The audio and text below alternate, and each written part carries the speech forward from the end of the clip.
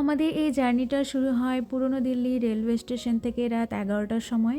তো চলো আজকে তোমাদের সাথে শেয়ার করি আমাদের পুরো সিমলা জার্নিটা। ফার্স্ট টাইম সিমলাতে ভিজিট করছি, সেটাই তোমাদের সাথে পুরো ভিডিও আজকে শেয়ার করব।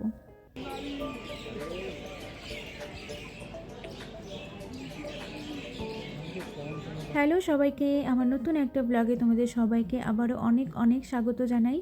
তো এখন বাজে 5:30টার মতো, কিছুক্ষণ পরে সানরাইজ হবে। আর আমরা সারা রাত জার্নি করার পর খুবই টায়ার্ড ছিলাম, কিন্তু সানরাইজ হওয়ার পর বাইরের দিকে তাকিয়ে যে এত সুন্দর দৃশ্যটা দেখতে পাই, তাতে আর টায়ার্ডের কোনো চিহ্নই নেই শরীরে। ভাবতে পারিনি যে এত সুন্দর দৃশ্য আমরা দেখতে পাবো। সেই সকালবেলা পাহাড়ের ওপর থেকে সানরাইজ হচ্ছে।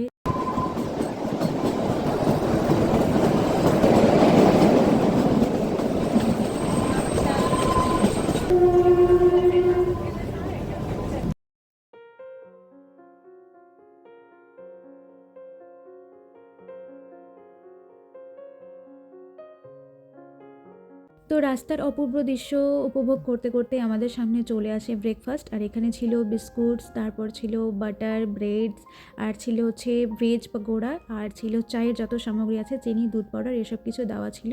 পরে শুধু 1 কাপ গরম জল দিয়েছে, সেখানে আমরা চা বানিয়ে খেয়ে নিয়েছি।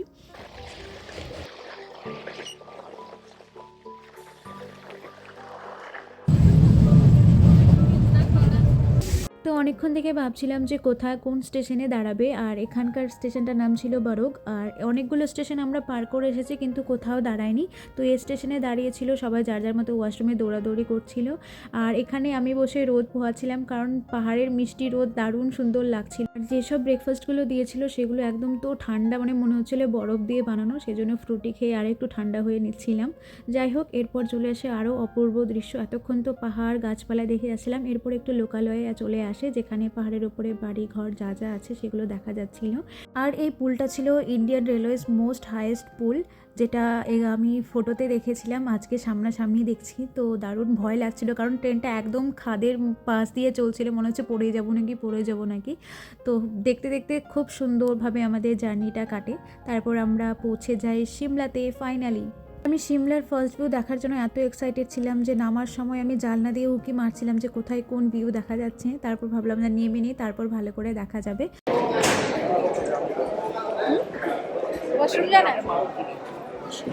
তো আমরা ফাইনালি পৌঁছে গেছি সিমলাতে। দারুণ সুন্দর জায়গা। আর এখানে ঠান্ডাটা, সব থেকে বড় কথা হলো ঠান্ডাটা অনেকটা কম, হালকা ঠান্ডা হাওয়া চলছে। আর হচ্ছে রোদ প্রচণ্ড, দারুণ মজা করতে করতে আসলাম। আর এখানে হচ্ছে সবচেয়ে অনেক দিনের অপেক্ষা ছিল এই সিমলাতে আসার জন্য, তো ফাইনালি সেটা পূরণ হয়েছে। আর এখন আমরা স্টেশনেই আছি এখন পর্যন্ত। তো আমরা এখান থেকে সোজা হোটেলে যাব, তারপর আমরা ওখানে গিয়ে তারপর পুরো সিমলাটা ঘুরবো আজকে। তো দেখতে থাকা কন্টিনিউ। তো আমরা স্টেশন থেকে বেরিয়ে উপরের দিকে আসছিলাম, আর উপরে ছিল এই ক্যাব স্ট্যান্ডটা। আর এখান থেকে ক্যাব বুক করে তোমরা তোমাদের ডেস্টিনেশনে যেতে পারো। তো আমরা হেঁটেই গেছিলাম, কারণ আমাদের রুমটা ছিল একদমই কাছে। তো আমরা গেছিলাম সবার প্রথমে যেখানে ক্যাবগুলো পাওয়া যায়। আর এখানে ক্যাব ছাড়া অন্য কিছু পাওয়া যায় না, অটো রিক্সা এগুলো কোনো পাহাড়ি এলাকায় পাওয়া যায় না। তো এখানে বিশেষত হচ্ছে ক্যাব। আর ক্যাব হলো 200 টাকা চাচ্ছিল। তো আমাদের রাস্তা মোটামুটি কতখানি, আমাদের রাস্তা এখান থেকে 1 কিলোমিটার। তো বললো যে ওনার, তার সাথে কথা হলো, সে বললো যে তোমরা হেঁটেই আসতে পারবে, 200 টাকা কোনো দেওয়ার দরকার নেই। তো সেই জন্য আমরা হেঁটে হেঁটে যাচ্ছি। ও মা, এইটুকু চড়তে চড়তে আমার শ্বাস ফুলে যাচ্ছে। তো চলো হোটেলে গিয়ে তোমাদের সাথে দেখা হচ্ছে।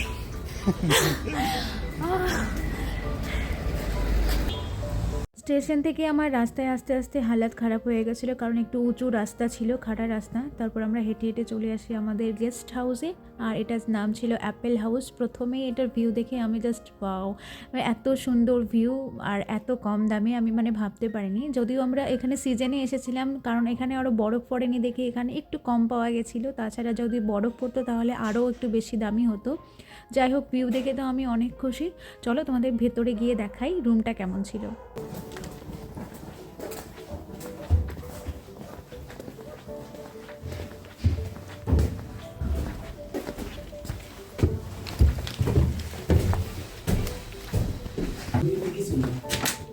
लीकेज हो रहा है तो कोई दूसरा लगा दो।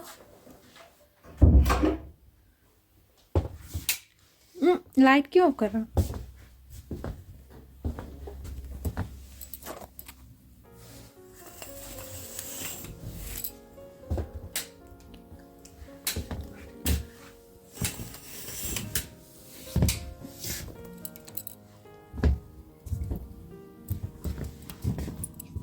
खोल नहीं सकते इसको। 1 2 3।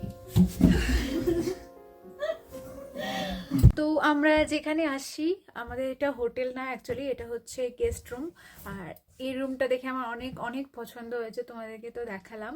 দারুণ সুন্দর আর সমস্তটা মানে কাঠের তৈরি। আর প্রথমবার আমি কোনো কাঠের তৈরি রুমে আসলাম, তো দারুণ একটা ফিলিং হচ্ছে। আর সামনে ভিউটাও দারুণ সুন্দর। অনেকটা গরম লেগে গেছে হেঁটে আসতে আসতে, পাহাড়ি রাস্তায় একটু হাঁটতে তো অসুবিধা হয়নি। ছোট্ট একটা রুম কিন্তু দারুণ সুন্দর গোছানো।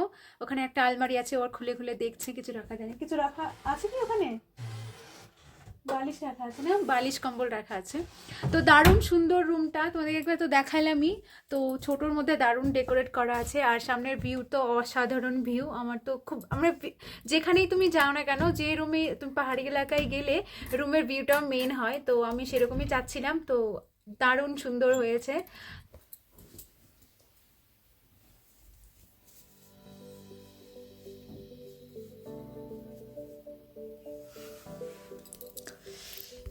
रोटी बना देंगे। তো আমরা রুমে পৌঁছে ফ্রেশ ট্রেশ হয়ে খাওয়া দাওয়ার জন্য চলে আসি একটা রেস্টুরেন্টে। আমরা এখানকার লোকালদের কাছে জিজ্ঞেস করেছিলাম যে এখানে খাবার রেস্টুরেন্ট মানে কোথায় ভালো হবে। তো আমাদেরকে ওনারা সাজেস্ট করেছিল যে জায়গা নামে একটা রেস্টুরেন্ট আছে, সেটাতে ভালো হবে। আমাদের স্পটটাও বলে দিয়েছিল কোথায়, তো আমরা সেই জায়গা মতো চলে আসি। আর সত্যি কথা বলবো, এরকম ডাল ভাত আমি জীবনে খাইনি, এত টেস্টি ছিল। তারপরে এখানে আমি লাচ্ছা পরাঠা আর মিক্স ভেজ অর্ডার করেছিলাম, এটাও দারুণ ছিল। মানে প্রত্যেকটা খাবার দারুণ সুন্দর। মানে হচ্ছে যেরকম দাম সেরকম তার কাম, কারণ দামই সেরকম ছিল আর কাজও সেরকম ছিল। তারপর খাওয়া দাওয়ার পর আর কোথাও আজকে বেরোনো হয়নি, কারণ প্রচণ্ড টায়ার্ড হয়ে গেছিলাম। আর এই ভিউটা ছিল আমাদের রুম থেকে নাইট ভিউ। তো আজকে এই পর্যন্তই, দেখা আছে অন্য কোনো ব্লগে। টাটা।